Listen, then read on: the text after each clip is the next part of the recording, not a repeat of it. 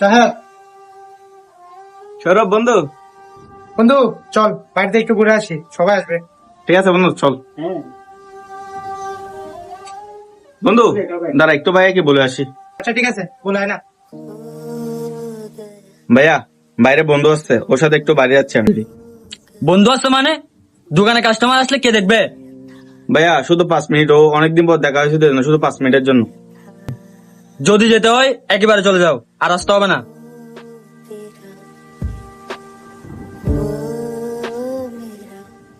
বন্ধু তুই চলে যা, আমি যাইতে পারবো না। কি, যেতে পারবি না মানে? মালিকে চিল্লাচ্ছে।